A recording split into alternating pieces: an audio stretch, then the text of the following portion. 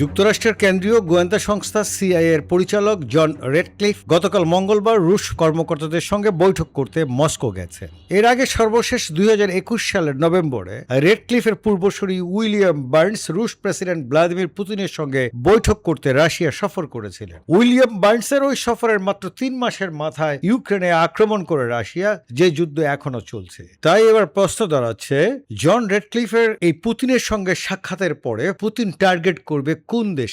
নাম প্রকাশ না করার শর্তে সূত্রের বরাতে বিভিন্ন সংবাদ মাধ্যম এ তথ্য জানিয়েছে। প্রায় 5 বছরের মধ্যে এটাই কোনো সিআইএ প্রধানের প্রথম রাশিয়া সফর, যদিও রেডক্লিফের এবারের মস্কো সফর নিয়ে আগে থেকে কোনো ঘোষণা দেওয়া হয়নি। দুই মার্কিন সংবাদ মাধ্যম সিবিএস নিউজ ও এক্সিওস বলেছে, যুক্তরাষ্ট্রের প্রেসিডেন্ট ডোনাল্ড ট্রাম্পের সিআইএ প্রধান জন রেডক্লিফ মস্কো সফরে গেছেন। ট্রাম্পের প্রথম মেয়াদে তিনি জাতীয় গোয়েন্দা সংস্থার পরিচালক হিসেবে দায়িত্ব পালন করেছিলেন। মস্কোতে এবার রেডক্লিফ কার সঙ্গে বৈঠক করছেন বা আলোচনার কোন বিষয়গুলো উঠে আসতে পারে সে সম্পর্কে সংবাদ মাধ্যম দুটি কিছু জানায়নি। এই বিষয়ে কোনো মন্তব্য করতে অস্বীকৃতি জানিয়েছে সিআইএ। ক্রেমলিনের মুখপাত্র দিমিত্রি পেসকভ এই খবর নিশ্চিত করেনি, তবে তিনি বিষয়টি অস্বীকারও করেননি। পেসকভ বার্তা সংস্থা রয়টার্সকে বলেন, রেডক্লিফের সঙ্গে প্রেসিডেন্ট ভ্লাদিমির পুতিনের বৈঠকের কোনো পরিকল্পনা নাই। বিষয়টির সঙ্গে পরিচিত একটি সূত্র বলেছে, যুক্তরাষ্ট্র গত সপ্তাহে ইউক্রেনকে অনুরোধ করেছিল এই সপ্তাহের সোম, মঙ্গল ও বুধবার মস্কো, সেন্ট পিটারবার্গ এবং রাশিয়ার উত্তরাঞ্চলীয় কয়েকটি এলাকায় বিমান হামলা না চালাতে, কারণ যুক্তরাষ্ট্রের একজন জ্যেষ্ঠ কর্মকর্তাকে বহনকারী একটি উড়োজাহাজ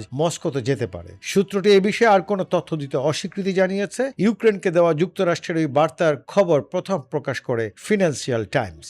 ইরানের সঙ্গে চলমান যুদ্ধের মধ্যেও রেডক্লিফের মস্কো সফরের একটি সম্পর্ক থাকতে পারে।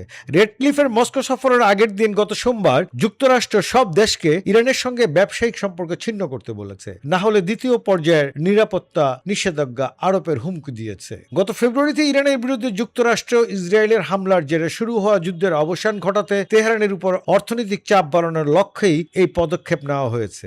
বর্তমানে রাশিয়ায় যুক্তরাষ্ট্রের কোনো রাষ্ট্রদূত নেই। অন্যদিকে ইরানের সঙ্গে রাশিয়ার ঘনিষ্ঠ কৌশলগত অংশীদারিত্ব রয়েছে, যার আওতায় দুই দেশের মধ্যে ব্যাপক সামরিক, অর্থনৈতিক ও কূটনৈতিক সম্পর্ক বজায় রয়েছে।